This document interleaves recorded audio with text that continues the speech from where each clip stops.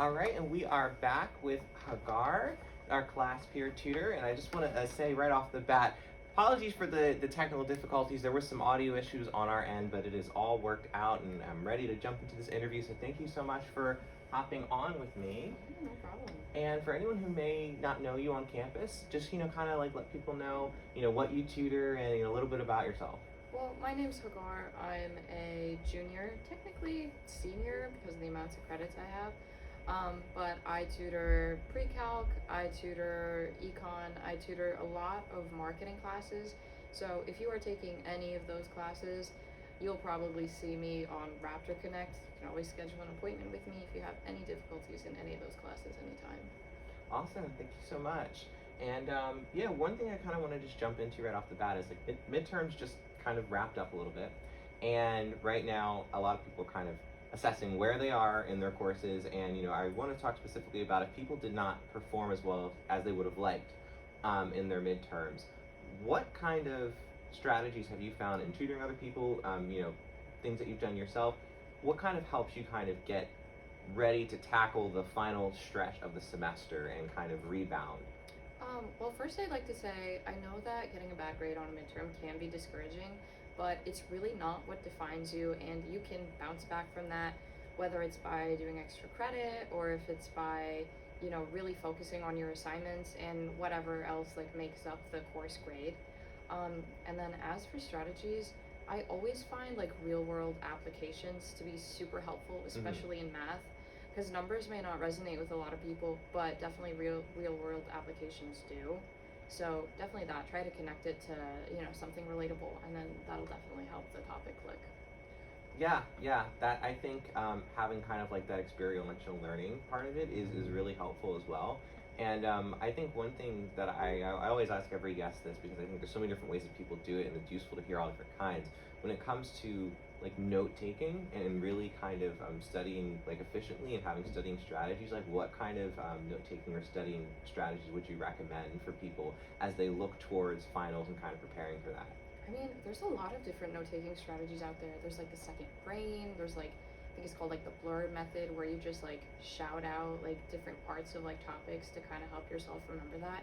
There's so many techniques out there that have been like clinically studied, that have been like scientifically proven to help a lot.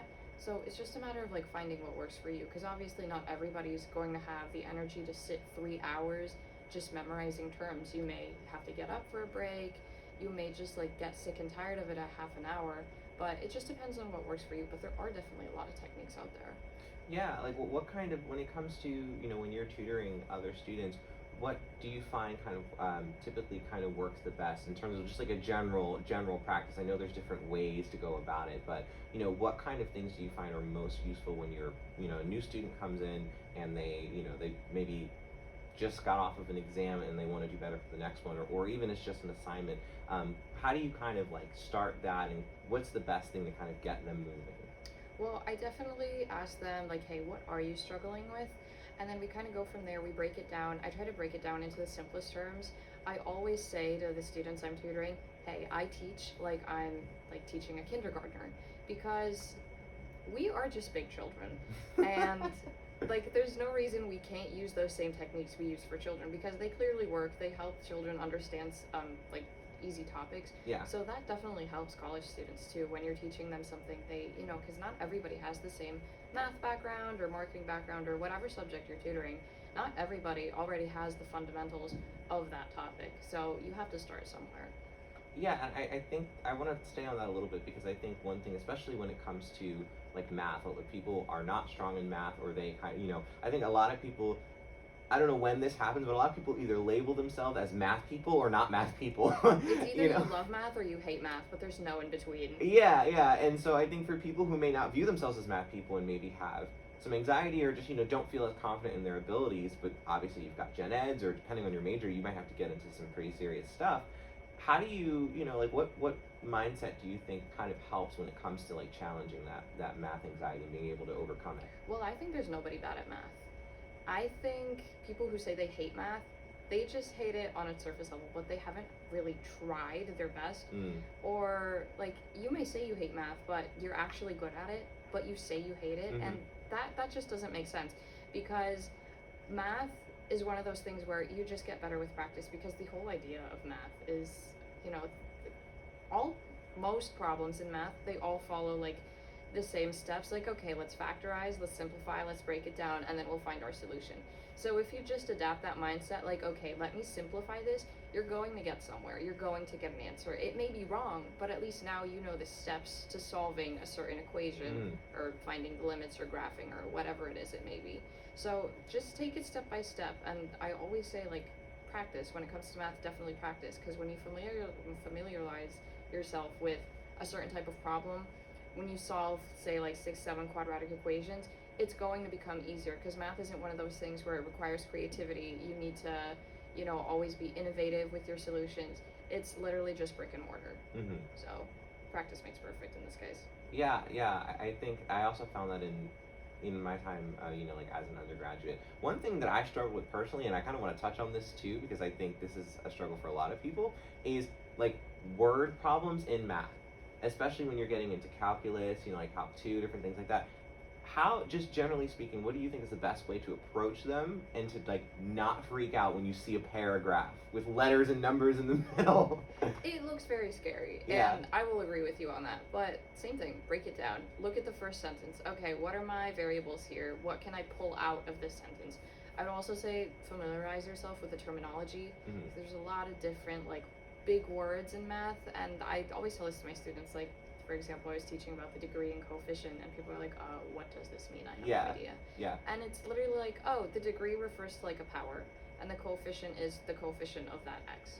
And they're such simple terms, but big words scare a lot of people, which is fair because they scare me too. But it's just familiarizing yourself, break it down, and then see what you can pull out of the word problem. Yeah, I think at least when I started kind of like applying that, I realized, and then I forget which math teacher said this, but they were like, you need, for word problems, like you need to be good at English. To be good, and he's like, you need to very critically like study each sentence and really be able to understand what they're talking about and read it as almost like you're reading a story, right? And then you'll be able to kind of like, you know, recount it and then go from there and then apply the math to it. So yeah, I just wanted to hear your perspective on that, because I know a lot of people, they get like freaked out when they see that. And I kind of want to stay on that idea of kind of like having panic when it comes to like test taking, or you know, when you're in the middle of an assignment, maybe it's timed or it's a pop quiz or something like that. We kind of talked a little bit about the idea of a bad grade not necessarily being a bad thing, in the sense that it doesn't mean you're a bad student, that doesn't mean you can't do it. When it comes to having that kind of like more calmer mindset when it comes to test taking, because not everyone's good at test taking, or you know, they don't feel they're as good as test taking. They might be great when it comes to practice problems, and then the timer starts and they get tense. What suggestions would you have for people when it comes to maintaining calm during you know, taking a test or exam, especially coming up to finals? When I take a test or exam and I start to stress out, I will talk to myself out loud. I will be like, there is no reason to stress out right now. You have done this a million times. Calm down. You have enough time. You can do this. And if you haven't practiced like with timing yourself, I'd say definitely do that, because then that'll make you more comfortable with solving an entire exam in, you know, say an hour and a half. So I would definitely say, like, grab a couple practice problems, time yourself. Be like, hey, I'm gonna give myself 20 minutes to do these 2 problems, and see how you do. And then you kind of just go back and forth. You're like, okay, I took too long on this one. How can I go through this problem quicker? Because now I know the steps to go through this problem, but how do I go through them quicker? Like, what did I stop on and what did I stumble over a little bit? And then how can we, like, hurry that up? Yeah, and one thing too is, you know, I think it's important, like you said, to be able to kind of not just do the problems, but do them quickly sometimes. You don't want to rush, but you do want to be able to have that foundational knowledge so that you can kind of like get moving quickly. And like on that note, now that we're just coming out off of midterms, we're getting ready for finals. Like I mentioned, you know, there might be people that, you know, they got progress reports that are indicating concern or things like that, and they feel the pressure, you know, or, you know, they may feel the pressure to kind of rebound their grade. My question would be, obviously, you know, say you're at a C. It may be hard to get to an A by the end of the semester, but the goal is obviously progress, right? So you may not be able to get all the way to where you had hoped you would have been, you know, like A plus, ace of class or something like that. But what tips would you have for people who, like, when it comes to rebounding quickly, even if it's just, you know, a letter grade up or just a slight improvement, to just kind of get from point A to point B in a limited amount of time. If they feel like maybe they're lacking in the foundational knowledge of the course, you know, maybe they're halfway through the semester and they're like, I'm totally lost. Like, how do you start from square one and kind of like rebound with the rest of the semester? I would say number one, definitely schedule a peer tutoring session. Yes. We are here to help you. We are here to bridge any gaps you may have in any courses. We are not judgmental. We don't mind if it's, 2 days before the final. That may be a bit tight, but we'll always do our best to help you out.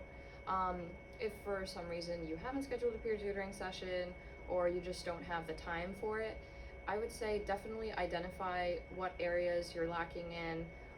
Try to find YouTube videos that'll help you, because there are a lot of resources out there, whether it's like open source textbooks or if it's YouTube videos or even just office hours with your professor. There is always going to be some source of help. You just have to be able and to be willing to look for it and actively want it. Yeah, I think YouTube was big for me too. YouTube and tutoring. I've said it before and I'll say it again, like, in my Stats 2 class. Were we in that class together? Yes. Okay, so that's the class that we were in together. I got tutoring every single week from David Eakin, who I've had on the show. Genuinely, I remember sitting in Angela's room. Angela is the assistant director of the Center for Learning and Student Success. For those of you who may not know, she's my boss. I remember sitting in there, and first week of the semester, I was like, I am going to fail this class. And she was like, no, you're not. Go schedule tutoring. And I was like, okay. And from that point on, and I started it early, and, obviously, early as you can, right? It's midterms now, it just finished, so you just get in there as soon as you can. But it literally, I think, saved my grade. Yeah, and I think people think like, oh no, it's past midterms, it's too late. It is not too late. I mean, even if you just schedule, let's say, one tutoring session a week, that's one more hour of knowledge you've gained that you didn't have before.